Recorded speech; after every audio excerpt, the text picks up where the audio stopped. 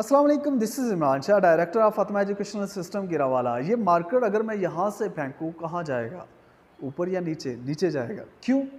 क्योंकि ग्रेविटी अपना काम कर रही है। लॉ ऑफ ग्रेविटी के तहत ज़मीन की ग्रेविटी इसको नीचे खींच लेगी। क्या ज़मीन की ग्रेविटी नज़र आ रही है? नहीं नज़र आ रही, लेकिन क्या हम इसका इनकार कर सकते हैं? नहीं कर सकते। इसी तरह फाइनेंशियल एजुकेशन में एक बहुत अहम लॉ है। वो लॉ नज़र नहीं आता, लेकिन वो लॉ काम कर रहा होता है। एक इंसान को अमीर करने में, एक इंसान को गरीब करने में उस लॉ का बहुत अहम किरदार है। वो इंसान जो बहुत अमीर है, आप देखेंगे कि उसकी अमीरी के पीछे ये लॉ ही काम कर रहा होगा, और वो इंसान जो बहुत गरीब है, उसके पीछे भी ये लॉ ही काम कर रहा होगा। ये लॉ क्या है, इसको समझते हैं। इसको पहले मैंने स्टेटमेंट में लिखा है, we get paid for the value we add in market place. इसमें 3 जगहों पे आपने फोकस करना है। वी गेट पेड यानी हमें मिलता है जो हमें चाहिए। पैसा चाहिए तो पैसा मिलेगा, इज्जत चाहिए तो इज्जत मिलेगी। हमें जो भी चाहिए वो मिलेगा। किस बेस पे? वैल्यू की बेस पे। वो वैल्यू जो हम मार्केट प्लेस में ऐड करते हैं। मार्केट प्लेस क्या है? मार्केट प्लेस आप कह सकते हैं कि जहाँ पे कुछ लोग हैं और उनकी नीड्स हैं। और वैल्यू क्या है? वैल्यू ये है कि आप उस नीड को फुलफिल करते हैं। यानी कि वैल्यू सादे लफ्ज़ों में लोगों की जो ज़रूरत होती है उसको आप पूरा करते हैं। अब इसको फिर से एक दफ़ा रिवाइज करते हैं। वी गेट पेड, हमें मिलता है, यानी हमें पैसा मिलता है। फॉर द वैल्यू, उस वैल्यू के इब्स we add in the market place, वो वैल्यू जो हम मार्केट प्लेस में ऐड करते हैं। अब इसको समझते हैं। मार्केट प्लेस यानी कुछ लोग हैं, उनकी ज़रूरतें हैं। आप उनकी ज़रूरतों को पूरा करते हैं, यानी वैल्यू ऐड करते हैं। तो जब आप उनकी ज़रूरत को पूरा करते हैं तो वो आपकी ज़रूरत को पूरा करते हैं। इसको एक मिसाल से समझते हैं।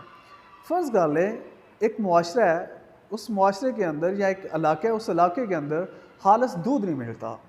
ये लोगों की नीड है, उस इलाके के लोगों की ये ज़रूरत है। आप ऐसा करते हो कि आप एक डेयरी फार्म बना लेते हो, उसमें खालिस दूध बेचते हो।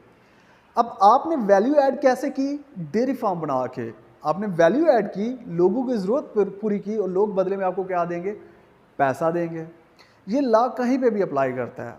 आपको इज़्ज़त तब मिलती है, लोग आपको दिल से तब मानते हैं जब आप उनके मफादात पूरे करते हैं। अगर आप पढ़े लिखे हैं, आपके पास डिग्रीज़ ही डिग्रीज़ हैं, या आपके पास बहुत पैसा है, अगर आप उस पैसे के साथ किसी के काम नहीं आ सकते, आप किसी का कोई मसला हल नहीं कर सकते, क्या वो आपके पैसे को या आपको अहमियत देगा?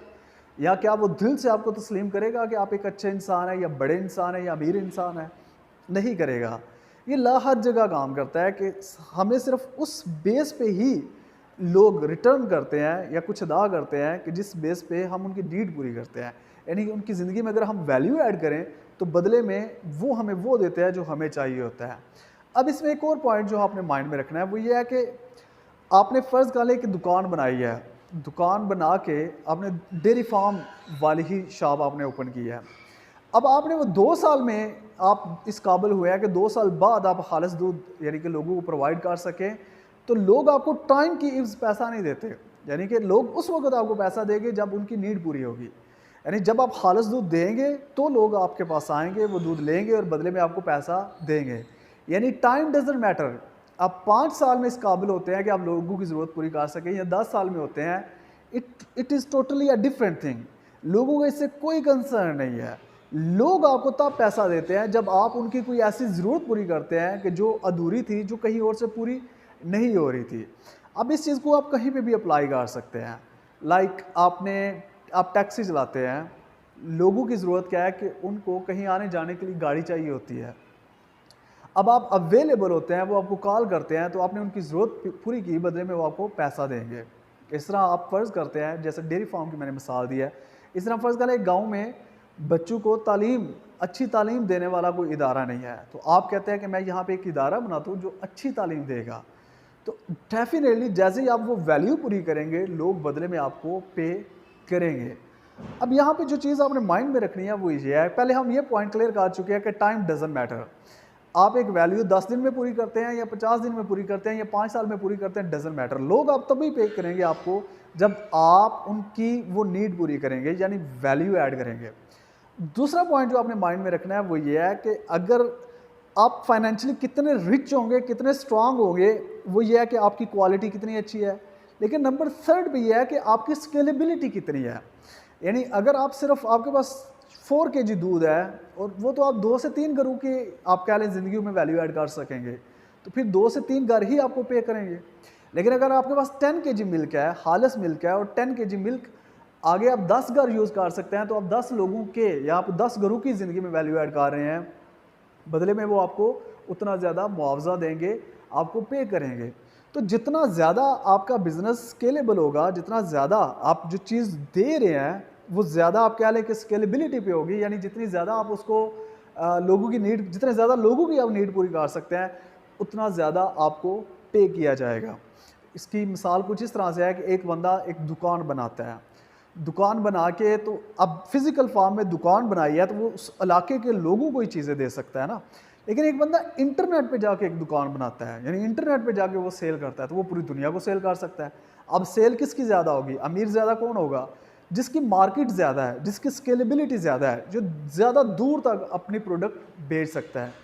तो पता ये चला कि हमें जो पे किया जाता है वो उस बेस पे किया जाता है जो वैल्यू हम लोगों की ज़िंदगी में ऐड करते हैं।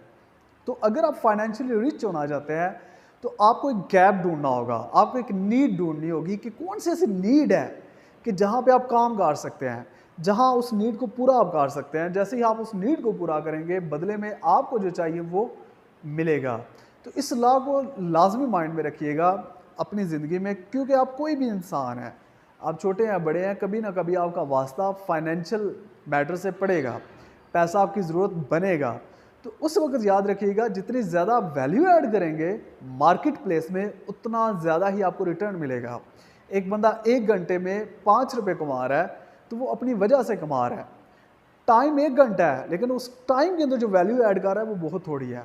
जबकि अगर जेफ बेजोस या ये जो बड़े लोग हैं, जो आप कह लें बिल गेट्स वगैरह, ये 1 मिनट में आप कह लें कि सैकड़ों डॉलर्स कमा लेते हैं, जबकि हम 1 मिनट में हो सकता है कुछ पैसे कमाएं।